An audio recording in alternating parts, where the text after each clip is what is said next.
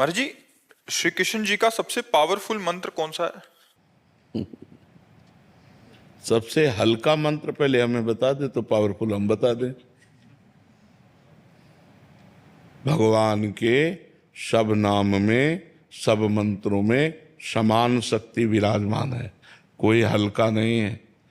नहीं, भगवान का सब नाम समान है।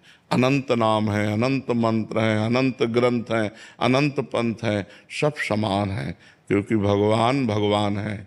इसलिए कभी ऐसी भावना न करे कि ये तो हल्का मंत्र है, ये तो हल्का नाम है, वो बहुत गरु नाम है। ये सब नाम समान है, सब में समान सामर्थ्य विराजमान है। जो नाम हमें प्रिय लगे उसी को जपना चाहिए, या जो गुरुदेव नाम मंत्र दे दें उसको जपना चाहिए। ऐसी भावना न रखनी चाहिए कि कोई हल्का मंत्र है या कोई बहुत पावरफुल मंत्र। सब पावरफुल हैं, जपने से है। अगर हमें बहुत पावरफुल मंत्र मिल जाए और हम जपें ना तो हमें कोई लाभ नहीं मिलेगा। और हम राम राम कृष्ण कृष्ण जपें, इसी से पावरफुल हो जाएंगे हम। जप के तो देखो, केवल भगवान का नाम जप के देखो आपके अंदर कितनी अपार सामर्थ्य आ जाती है। नाम जप, भगवान के सब नामों में समान सामर्थ्य है। अवनी जी। राधे राधे। राधे राधे महाराज जी। महाराज जी, हम ऐसा क्या करें कि जीवन में हमारी वजह से कभी किसी को दुख ना पहुंचे और हम अपनी सभी जिम्मेदारियों का निर्वाह पूरे कर्तव्य परायणता से। नाम जप करोगे तो आपकी बुद्धि शुद्ध रहेगी, और शुद्ध बुद्धि ही ठीक आचरण करवाती है। न्यायाधीश ठीक हो तो न्याय ठीक होगा। न्यायाधीश बुद्धि है, इस पूरे शरीर में निर्णयात्मक फाइनल करने वाली बुद्धि है। अगर हमारी बुद्धि शुद्ध है, तो अगर बुद्धि शुद्ध है तो वो ऐसे ही आचरण कराएगी जिससे सबका मंगल होगा, जिससे सबको सुख पहुंचेगा। पर बुद्धि शुद्ध करने के लिए हमें नाम जप की आवश्यकता है, और नाम जप करने के लिए हमें भोजन पवित्र की आवश्यकता है। अगर भोजन पवित्र है, नाम जप चल रहा है, तो हमारा विचार पवित्र होगा। विचार पवित्र होंगे तो हमारे आचरण अच्छे होंगे, आचरण अच्छे होंगे तो सबको सुख मिलेगा। चाहत। राधे राधे। राधे राधे महाराज जी। महाराज जी, नाम जप करने पर भी अगर आनंद और प्रेम नहीं आ रहा तो महाराज जी। तो पूर्व के पाप नष्ट हो रहे हैं, चिंता मत करो। वो फिर ही नहीं जा रहा, वो व्यर्थ नहीं जा रहा, वो काम अपना कर रहा है। आपके अंदर जो जलन है, जो अशांति है, वो आपके पूर्व जन्मों के पापों का नाश कर रहा है। और जहाँ नाश हुआ तो आनंद आ जाएगा, फिर एक नाम में भी रोमांच हो जाएगा। जब तक आपके पाप नष्ट नहीं होते तब तक बिल्कुल रूखा सूखा हृदय रहता है, मन भागता रहता है। नाम जपो तो खींचना पड़ता है, और जब उसी खींच खींच कर जपते जपते जहाँ पाप नष्ट हुए तो आनंद आ जाए। फिर तो रो रो करके प्रेम में डुबो डुबो कर राधा राधा, आंसू चल रहे राधा राधा, वो विकल होता जाता है। लेकिन ये तभी होगा जब पाप नष्ट हो जाएंगे। तो अभी पाप नष्ट हो रहे हैं, आनंद नहीं आ रहा, चिंता मत करो, वो आनंद देने वाला ही है और परमानंद प्रदान ही करेगा, व्यर्थ नहीं जाएगा नाम। नेहा त्यागी जी, दिल्ली से। श्री हरिवंश महाराज जी, आपके चरणों में कोटि कोटि प्रणाम।